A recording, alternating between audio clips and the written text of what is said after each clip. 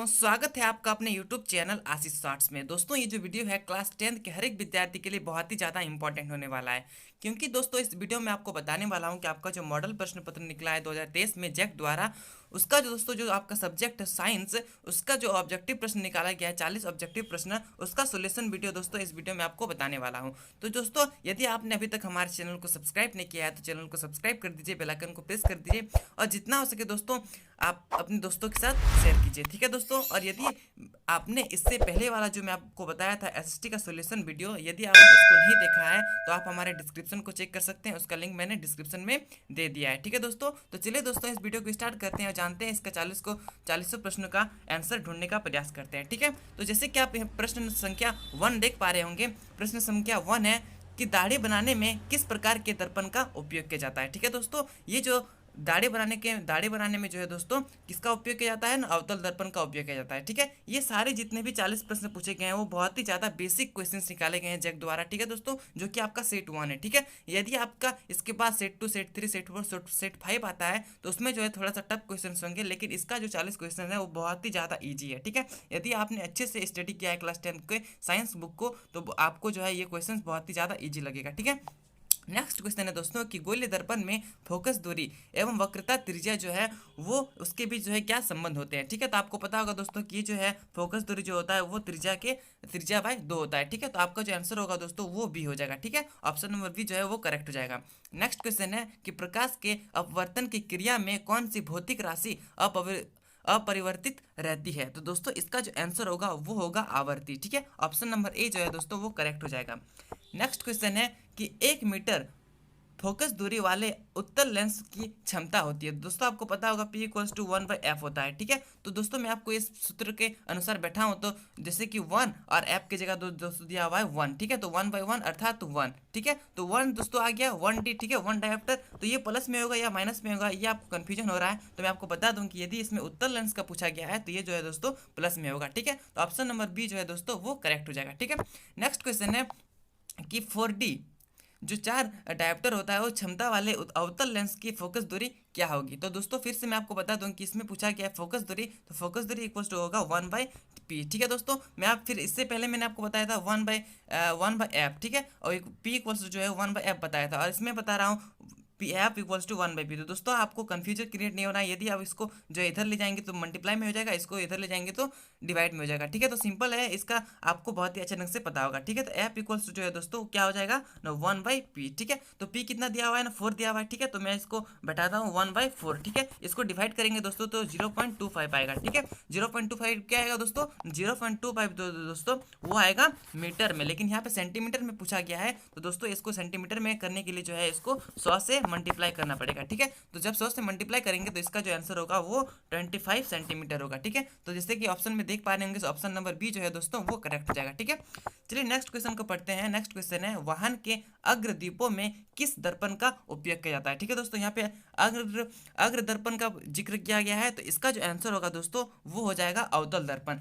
और यदि पूछा जाए कि वाहन में जो है पीछे के दृश्य को देखने के लिए कौन सा दर्पण का उपयोग किया जाता है, तो वो जाएगा उत्तल दर्पण, ठीक है। लेकिन इसका जो आंसर होगा दोस्तों ऑप्शन नंबर ए करेक्ट हो जाएगा, ठीक है। नेक्स्ट क्वेश्चन है कि मानव नेत्र के जिस भाग पर किसी वस्तु का प्रतिबिंब बनता है वह क्या कहलाता है। दोस्तों ये जो क्वेश्चन है वो बहुत ही ज़्यादा बेसिक क्वेश्चन है, आपका जो मानव नेत्र चैप्टर है उससे ये क्वेश्चन दिया गया है, ठीक है दोस्तों। इसका आंसर आपको कमेंट बॉक्स में करना है कि इसका आंसर क्या होगा, ठीक है। ये जो 4 ऑप्शन दिए हुए हैं इसमें से एक आंसर करेक्ट है, ठीक है। तो इसका आंसर दोस्तों आप कमेंट कीजिए। यदि आपको इसका आंसर नहीं पता है, आपका जो स्टडी है वो बहुत ही ज़्यादा स्लो चल रहा है, आपको उसमें सुधार लाना पड़ेगा, ठीक है। चलिए नेक्स्ट क्वेश्चन को पढ़ते हैं। नेक्स्ट क्वेश्चन है कि सामान्य नेत्र का दूर बिंदु क्या हो सकता है। दोस्तों जैसे कि यहाँ पे सोचिए कि ये एक आंख है, ठीक है। इसका जो सबसे अंतिम दूरी क्या हो सकता है, सबसे दूरी क्या होगा, तो आपको पता होगा कि अनंत होगा। लेकिन क्या आपको पता है कि दोस्तों की जो कोई भी आंख होता है, कोई भी हम लोग का जो आंख होता है उसका सबसे नज़दीकी बिंदु क्या होता है, इसका दोस्तों आपको कमेंट करना है, ठीक है। तो ये मैं आपको इसका आंसर बता दूं कि जो सामान्य नेत्र होता है उसका दूर बिंदु जो होता है वो अनंत होता है, ठीक है। और इसका जो सबसे नज़दीक बिंदु क्या होता है दोस्तों, इसका आपको आंसर कमेंट में करना है, ठीक है। तो मैं आपको थोड़ा सा हिंट दे देता हूँ कि इसका जो आंसर होगा ये ए बी सी, इसी में से कोई एक आंसर है, ठीक है। तो इसका आंसर आपको कमेंट में करना है, ठीक है। चलिए नेक्स्ट क्वेश्चन को समझते हैं। क्वेश्चन नंबर 9, ठीक है। 9 है कि नेत्र में जाने वाले प्रकाश की मात्रा का नियंत्रण कौन करता है? दोस्तों आपको पता होगा कि जैसे कि आप घर में हैं, ठीक है दोस्तों, आप घर के बाहर निकले, ठीक है, तो सूर्य की किरण जो है आपको ज़्यादा आपने आपके जो है आंखों में पड़ने लगी, तो आपका जो पुतली होता है दोस्तों वो कहीं ना कहीं छोटा हो जाता है, ठीक है। लेकिन आप अंधेरे रूम में जाइएगा, ठीक है, तो उसमें जो है आपका पुतली जो है वो बड़ा हो जाएगा, ठीक है। तो इससे आपको क्या समझ में आया कि ये जो है पुतली जो है ये हम लोग का जो प्रकाश आता है अपने आप हमने हमारे आंखों में, उसका नियंत्रण करता है, ठीक है। तो ऑप्शन नंबर डी जो है दोस्तों वो करेक्ट हो जाएगा, ठीक है। नेक्स्ट क्वेश्चन है कि मानव नेत्र में प्रतिबिंब की प्रकृति क्या होती है? तो दोस्तों ये जो है बहुत ही इजी क्वेश्चन है, इसका आंसर हो जाएगा डी, उल्टा और वास्तविक, ठीक है। नेक्स्ट क्वेश्चन है दोस्तों कि ये जो है 1 किलोवाट, ठीक है, निम्न में से किसकी इकाई है? ये जो है दोस्तों किलोवाट जो आप देख पा रहे हैं कि WH, इसका जो ये जो है किसकी इकाई है, ये प्रश्न पूछा गया है, ठीक है। तो मैं आपको बता दूं इसका आंसर जो हो जाएगा वो हो जाएगा ऊर्जा, ठीक है। नेक्स्ट क्वेश्चन को समझते हैं दोस्तों। इसमें जो जितने भी क्वेश्चन दिए हुए हैं वो आपके इकाई या फिर जो आपका फार्मूला है दोस्तों, जितने भी आपके फार्मूला हैं क्लास 10th मतलब क्लास 10th में, वो सारे जो है आपको याद होंगे, तो आपको बहुत ही ज़्यादा इजी लगने लगेगा, ठीक है दोस्तों। और आपको ऐसा ही मात्रक भी याद होना चाहिए, ठीक है। ये दोनों चीज़ आपको याद हो गई हो तो आपको जो है 40 में 10 प्रश्न तो ऐसे ही जो है सॉल्व हो जाएंगे, ठीक है। तो चलिए नेक्स्ट क्वेश्चन को समझते हैं कि कुलम्ब जो है वो किसका ऐसा ही मात्रक है, ठीक है दोस्तों। तो ये जो इसका जो आंसर होगा वो होगा विद्युत आवेश का, ठीक है। तो ऑप्शन नंबर ए जो है दोस्तों वो करेक्ट हो जाएगा, ठीक है। चलिए नेक्स्ट क्वेश्चन को समझते हैं कि विद्युत मोटर एक युक्ति है जो परिवर्तित करती है। दोस्तों यहाँ पे विद्युत मोटर का जिक्र किया गया है, ना कि जनरेटर का, ठीक है।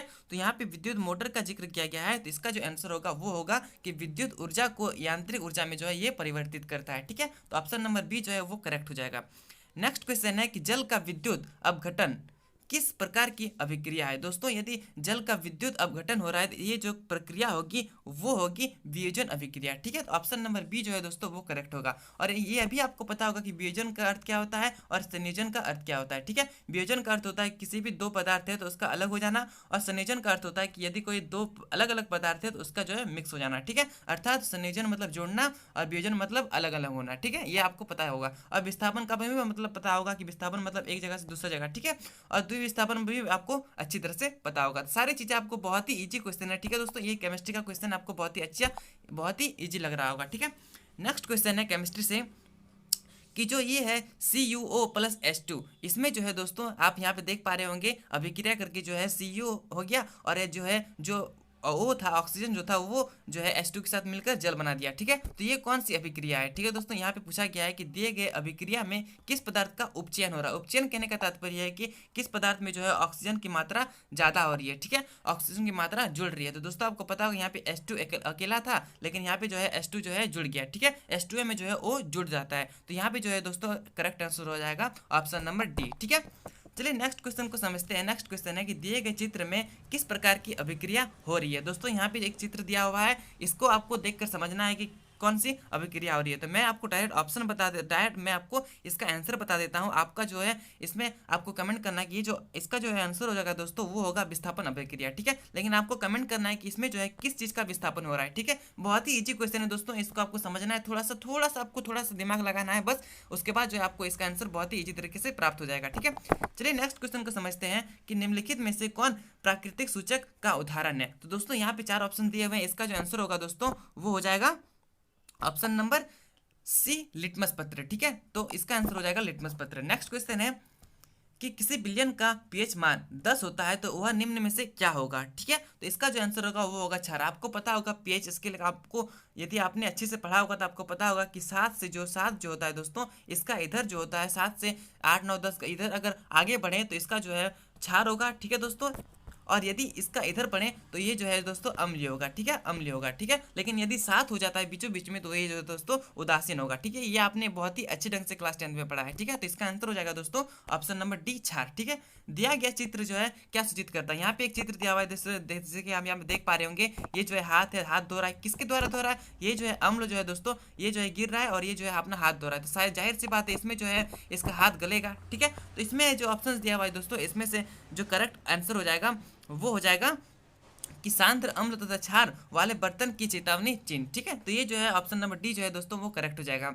नेक्स्ट क्वेश्चन है कि इमली में कौन सा अम्ल होता है। दोस्तों ये जो बहुत ही ज़्यादा इजी क्वेश्चन है, यदि आपको ये चीज़ नहीं पता है तो आप केमिस्ट्री में बहुत ही ज़्यादा कमजोर है। ठीक है, इसका आंसर आपको कमेंट बॉक्स में देना है कि ये जो है इसका आंसर क्या होगा, इमली में जो है कौन सा अम्ल पाया जाता है। ठीक है, अब चलिए नेक्स्ट क्वेश्चन को समझते हैं कि कौन अधातु जो है कमरे में ताप पर द्रव्य अवस्था में पाया जाता है। तो इसका आंसर दोस्तों हो जाएगा ब्रोमीन। ठीक है, यदि आप यहाँ पे अधातु पूछा है तो अधातु हो जाएगा ब्रोमीन, लेकिन यहाँ पे धातु पूछता है तो धातु हो जाता पारा। ठीक है, लेकिन यहाँ पे जो है दोस्तों अधातु पूछा गया है तो इसका आंसर हो जाएगा ऑप्शन नंबर सी। ठीक है, चलिए नेक्स्ट क्वेश्चन को समझते हैं कि निम्नलिखित में से किस पदार्थ का उपयोग अग्निशामक बनाने में किया जाता है। दोस्तों इसका जो आंसर होगा वो हो जाएगा sodium hydrogen carbonate. Option number D जो है दोस्तों, ऑप्शन नंबर बी जो है दोस्तों वो करेक्ट हो जाएगा। ठीक है, नेक्स्ट क्वेश्चन है आधुनिक आवर्त सारणी किस आधार पर बना है।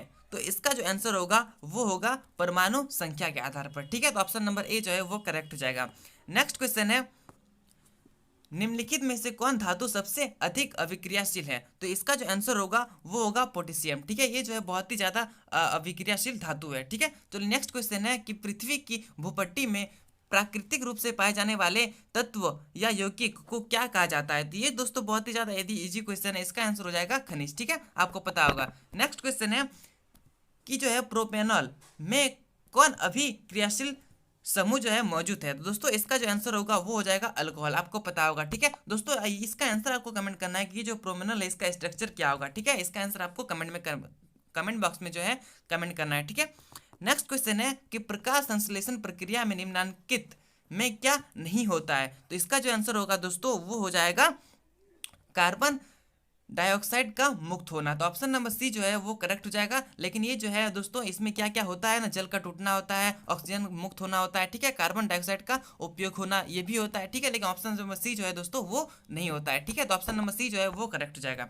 नेक्स्ट क्वेश्चन है कि फ्लोएम से खाद्य पदार्थ का परिवहन पौधे में किस दिशा में होता है। तो दोस्तों इसका जो आंसर होगा वो होगा ऊपर और नीचे की ओर, दोनों की ओर जो है ये जाता है। ठीक है, तो इसका आंसर जो है होगा ऑप्शन नंबर सी हो जाएगा। ठीक है, नेक्स्ट क्वेश्चन है कि ब्रिक की रचना तथा क्रियात्मक इकाई को क्या कहा जाता है। तो इसका आंसर आप दोस्तों बहुत ही इजी है, आपको इसका आंसर पता होगा। ठीक है, तो इसका आंसर हो जाएगा दोस्तों ब्रिक कानू। यहाँ पे ज्यादा यहाँ पे जो है दोस्तों यहाँ पे छूट गया है, यहाँ पे ब्रिक कानू होगा। ठीक है, तो ऑप्शन नंबर बी जो है दोस्तों वो करेक्ट हो जाएगा। चलिए नेक्स्ट क्वेश्चन को समझने का प्रयास करते हैं। नेक्स्ट क्वेश्चन है कि फल को पकाने के लिए कौन सा हार्मोन उत्तरदायी है। तो फल को पकाने के लिए दोस्तों मोस्ट इंपॉर्टेंट जो हार्मोन है वो है एथिलीन। ठीक है, ऑप्शन नंबर सी जो है दोस्तों वो करेक्ट हो जाएगा। नेक्स्ट क्वेश्चन है कि एस्ट्रोजन स्रावित होता है। तो इसका जो आंसर होगा वो होगा अंडाशय द्वारा। ऑप्शन नंबर ए है वो करेक्ट हो जाएगा। नेक्स्ट क्वेश्चन है नर युग्म